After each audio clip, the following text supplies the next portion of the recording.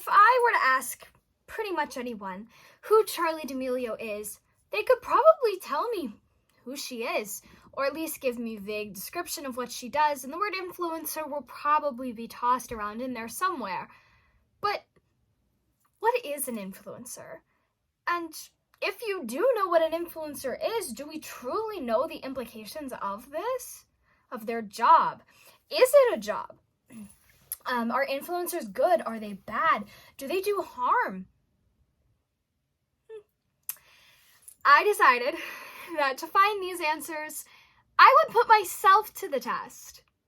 This is the Influencer Project.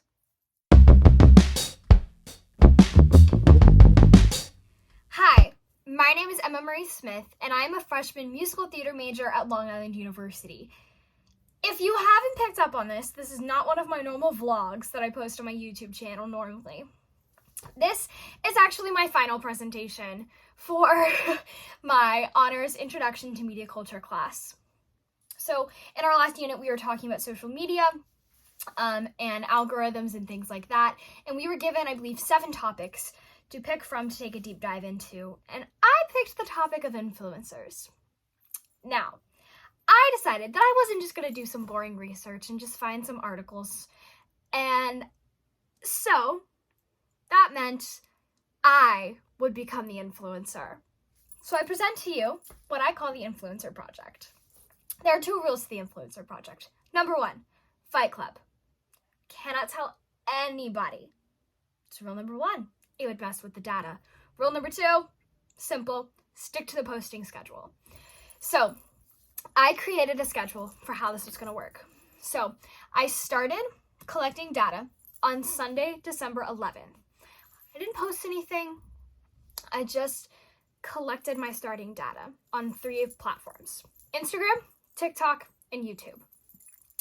Then starting Monday the 12th through Friday the 16th, I had a posting schedule. I would post about 2 TikToks a day. Monday, Wednesday, and Friday, I posted on Instagram. Tuesday and Thursday, I posted on YouTube. Saturday the 17th was just an equilibrium day where I let the data settle. And then Sunday, the 18th, was when I gathered my ending data. So let's start with Instagram. So when you go into the analytics section in Instagram, it presents this data to you in a week's time span. So I started with 1,004 followers. I've reached an average of 601 accounts. I believe somewhere around like 400 of those were followers, 200 weren't. And 161 of those accounts engaged with the content that I was posting. And in that time span, I had created 1 post and made 5 stories. At the end of the week, I had created 3 posts and 14 stories.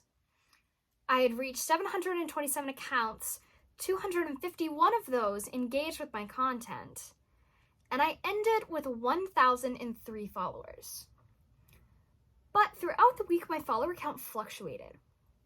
I was paying attention, and it got down to 999, which, losing 5 followers, not really a big deal, but that's not the only thing I noticed. Throughout the week, as I continued to post more, people started to interact with it less and started to pay less attention to it because it was just like, oh, it's another one. Okay, whatever. It's another one. Okay. And I'll get into that more in a minute. Next, let's look at TikTok. So I started with 228 followers. In the week that it was presenting the data, I had created 1 post and I had 1,114 views. I ended up posting 9 videos in the 5-day span. And I ended with 238 followers and 5,600 views. TikTok is different than Instagram. TikTok's algorithm is incredibly smart. And the more that you post, the more your account gets brought up, the more people watch your things. And I tried to post 2 videos a day. One that was like a trend, using a trending sound, a trending hashtag, or like a dance. I actually don't know that I did any dances now that I say that. And then the other one was like content focused on me. So I created a edit my YouTube video with me, things of that nature, that are like centered around like my life and things like that. And it was really interesting to see the contrast in Instagram, where the more I posted, the less people interacted, versus TikTok, where the more I posted, the more people interacted. And YouTube is similar to this. So I started the week with 10 subscribers, and I averaged at 294 views. At the end of the week, I had 13 subscribers and 362 views. But as interesting as this data is, there's a second piece to all of this. Screen time. I decided that this was another thing that I was going to look at. In total, from that week, I spent 66 hours and 43 minutes on my phone, which was a 7% increase from my average. I've spent a fair amount of time on my phone, but that is a lot. It averages out to 9 hours and 31 minutes a day. I think there's a beauty in having access to the analytics that we do, but I also believe that it is so easy to get lost in the numbers. Because if you're creating content that you love and that's what you're posting, people don't receive that well, and you see that in the numbers, versus when you post things that you maybe aren't like if you're posting trends and those are what's getting more views, you're going to start posting that, right?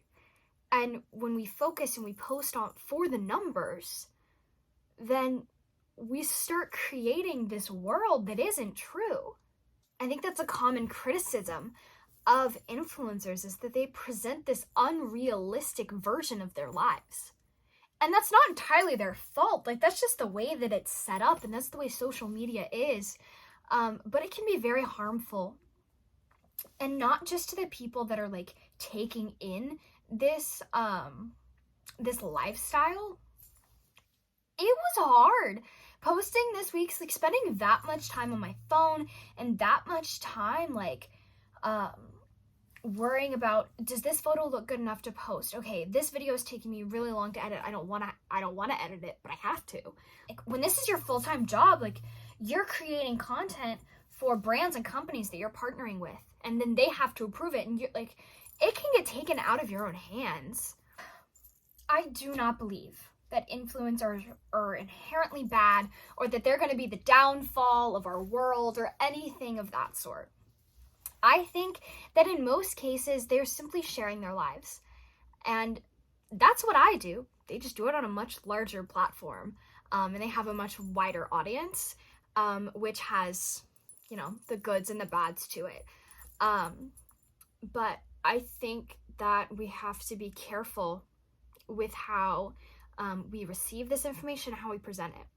A lot of times, influencers don't get to pick what platform they're given, when they're given it. Sometimes it just happens overnight. And so I think we just have to be careful with how we approach it, how we receive it, and how we present it.